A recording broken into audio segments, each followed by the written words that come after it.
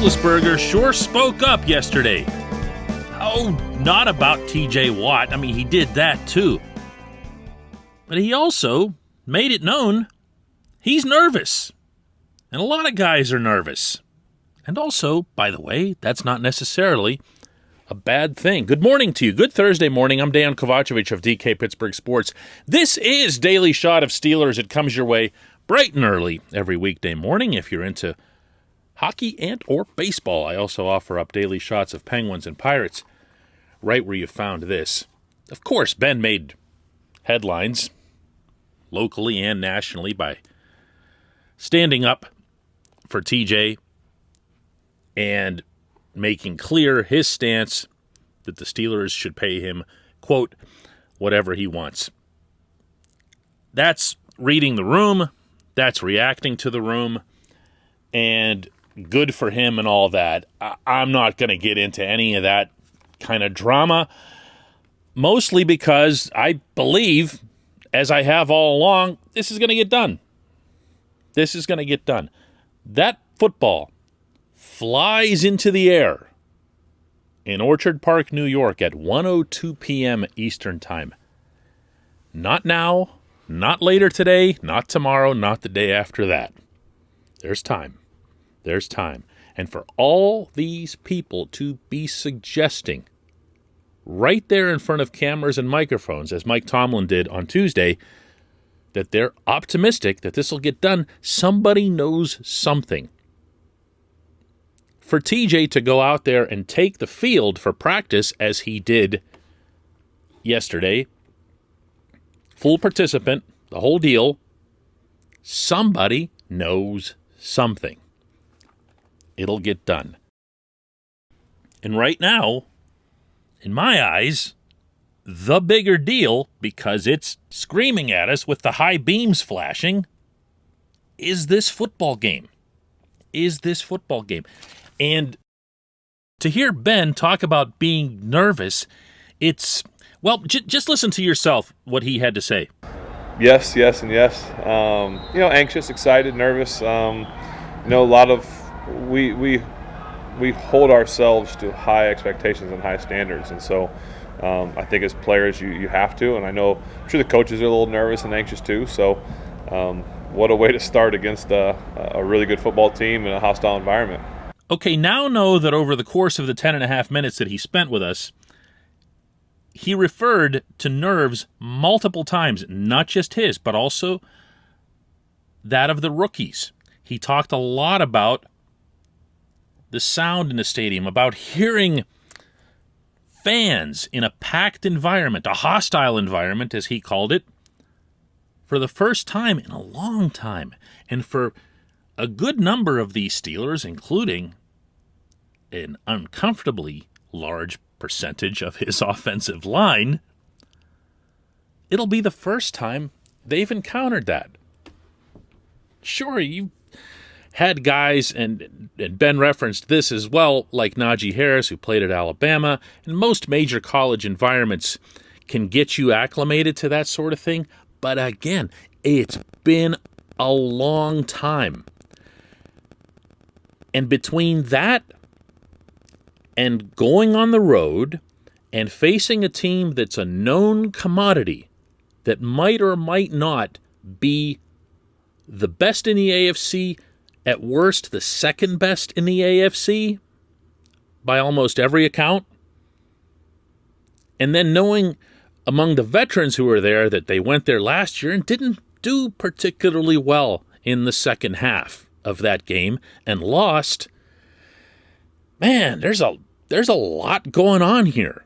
This portion of Daily Shot of Steelers is brought to you by Point Park University. Choose from nearly 100 career-focused programs leading to bachelor's, master's, and doctoral degrees.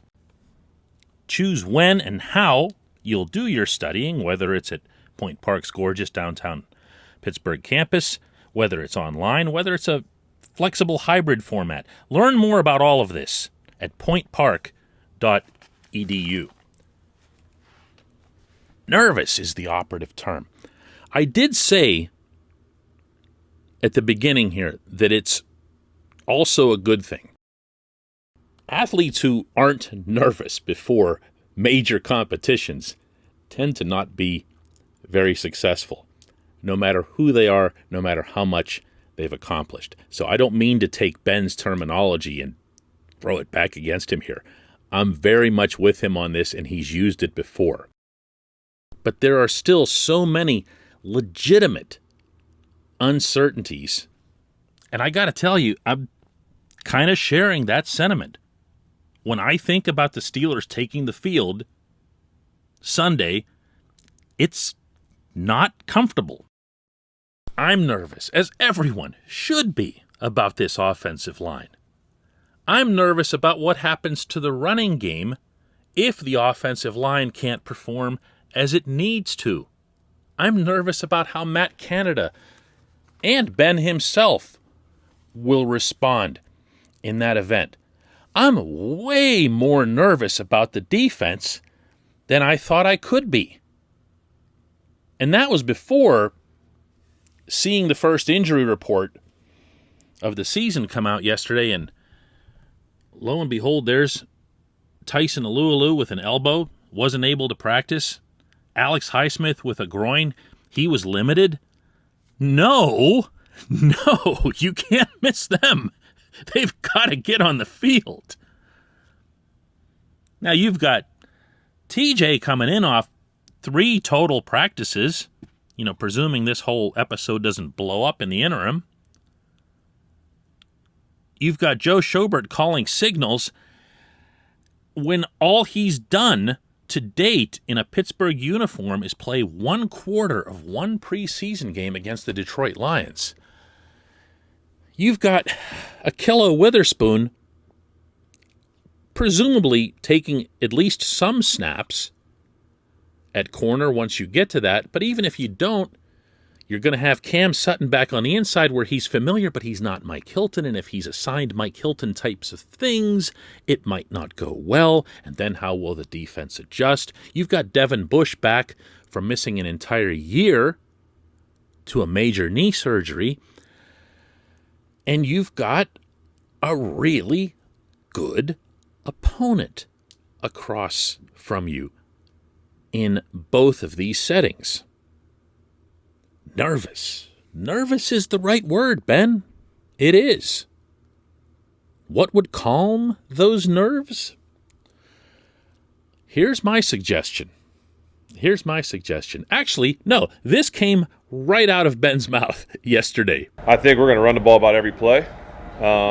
So, at some point, a big run's going to happen, I think. So, guys are just excited for the challenge. Now, he was joking when he said that. At least, I think he was. He'll do that occasionally when it comes to the running game. They're going to run the ball every play. But you know what? Can you think of anything that'd be more settling for this team on both sides, in all facets, than if the Steelers were to emerge and run the ball? Not just for themselves, but also to the Bills, who were really upset with how their defensive front performed in 2020 and made all kinds of moves over the offseason in hopes of addressing that. Imagine if the Steelers were able to just go boom, boom, boom, boom, boom, left, right, up the middle, whatever. You would deflate the Bills, you would deflate the crowd, and you would pick the team up, the entire team, on your shoulders. I'm all in favor, Ben. I sure liked hearing that you're going to run the ball every single play a lot more than I liked hearing about nerves. When we come back, just one question.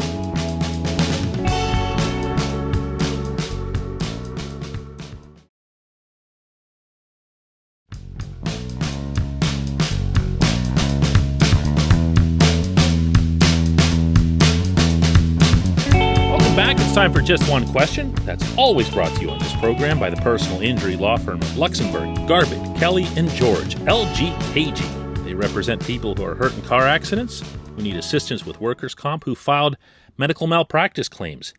The attorneys at LGKG have been designated super lawyers for over 15 years, capital S, capital L.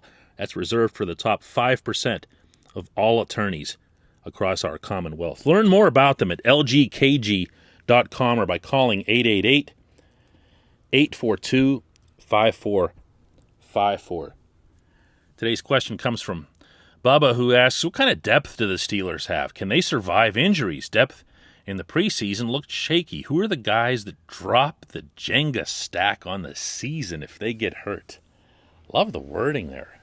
The Jenga stack drops at this point of the season if number 22 gets hurt. And now that I've angered everyone by even raising that specter and having everyone picture it, I'll proceed without even uttering his name. But if he were to go down and Anthony McFarland is already on IR, Benny Snell's your go-to running back. Maybe. If it were me, it'd be Kalen Ballage, but it's not me, so I think it would be Snell. And in that event, everything that you just heard me describe in the first segment goes poof. Doesn't even exist. There's no hope. Yeah, I know Benny had a good game here or there at some point along the way, but that's the one to me where on one hand you think, oh yeah, they look kind of deep there because we were talking verbally about a bunch of running backs in the preseason. But that right there is the biggest drop-off from he who shall not be named to the other running backs. As far as other depth goes, I'm looking at the defensive side and I'm thinking, you really want to keep Joe Hayden on the field? I don't know that you could comfortably put Justin Lane or Akella Witherspoon over there, and especially against a team like the Bills. Never mind other teams that have lots of wide receivers, but the Bills have one in particular who can really hurt you, as the Steelers found out in excruciating fashion up there last year in Stephon Diggs. I believe Hayden is going to get the matchup against Diggs. I believe he's not going to get a whole lot of help, and I believe there's no one else on the roster capable of performing such a deed. So Hayden is another one. When you get into general depth, though, I always feel compelled to say this. There are exactly 32 teams who don't like their depth. There are exactly 32 teams who don't like the idea of their backups getting onto the field. So the Steelers aren't any kind of outlier in this regard. The Steelers didn't really have depth last year. For the most part, they stayed clean. Even guys who in the past had missed a significant amount of football with injuries, notably Stephon Tuitt, stayed on the field. And that was part of the reason that they were able to start 11-0. And then, once Bud Dupree went down, that was your first major injury loss of the year. Look what happened. Bud was the Jenga piece in 2020. We'll see how it goes this year. Bubba, you could have brought up something that was a whole lot happier than this after all these nerves and all this negativity. I like to think of myself as a pretty positive person, not just professionally, but in life.